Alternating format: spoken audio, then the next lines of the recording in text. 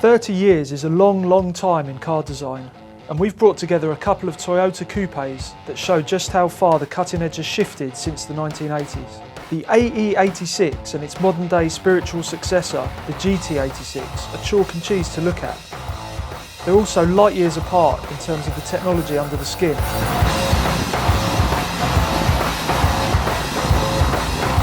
The enjoyment you get out of driving a car has nothing to do with the latest design or high-tech kit. It's about that feeling of being at one with the car, an emotional connection that modern technology often blunts. So we wondered, can the 1980s old-timer give the state-of-the-art GT86 a run for its money?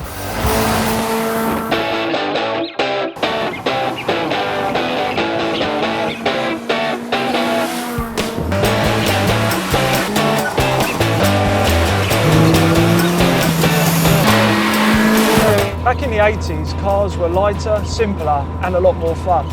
Take this one for example, the Toyota Corolla GT Coupe, or AE86 as it was known to its fans. With a curb weight that would impress Lotus engineers, a rear-wheel drive chassis and a simple 120 horsepower 1.6 litre 4-cylinder engine, the thrills might have been low speed, but that didn't make them any less exciting. Just look around it and you can see where the car saves weight compared to modern equivalents. The interior is stripped down to the essentials and very little else. The doors are wafer thin and the fabulously retro blue velour interior is straight from a dodgy 70s nightclub. It's all a far cry from what modern coupe buyers are used to, but to be honest, the low-tech simplicity makes a refreshing change. It's not the cabin ambience we're interested in here anyway.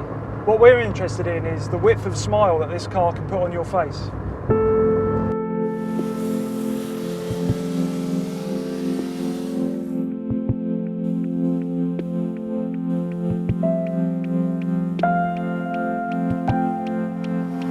Weighing just over a tonne, the AE86 makes the most of what power it has. It revs keenly and eagerly to the red line.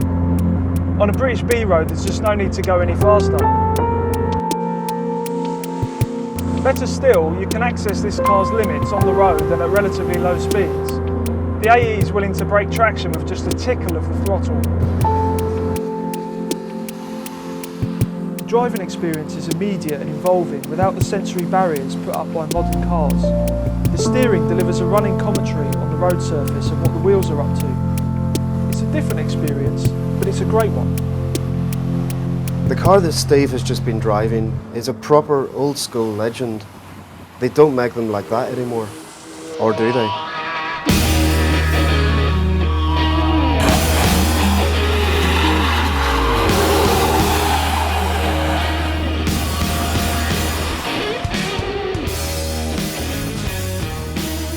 The recipe couldn't be any simpler either. Naturally aspirated engine up front, rear wheel drive and a limited slip differential. And you've got on paper the perfect car for some modern day responsible hooliganism. It was developed in conjunction with Subaru, so the engine is a 2-litre flat 4 boxer, but the performance stats ain't anything to brag about. It's only at 7,000 RPM when you get the full Monty, a measly 197 brake horsepower.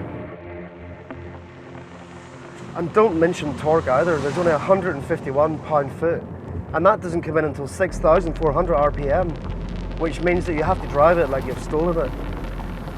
Just don't try racing any hot hatches or performance diesels from the traffic lights. You will lose.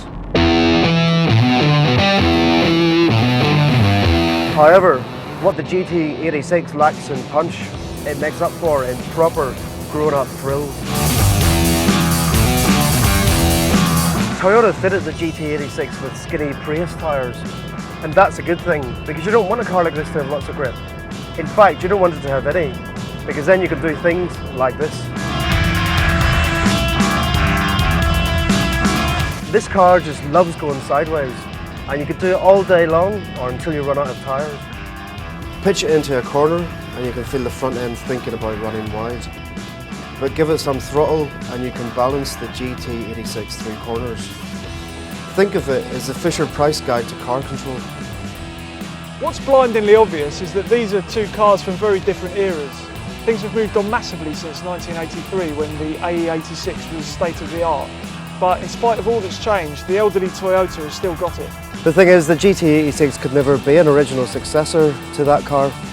Safety and environmental legislation sees to that.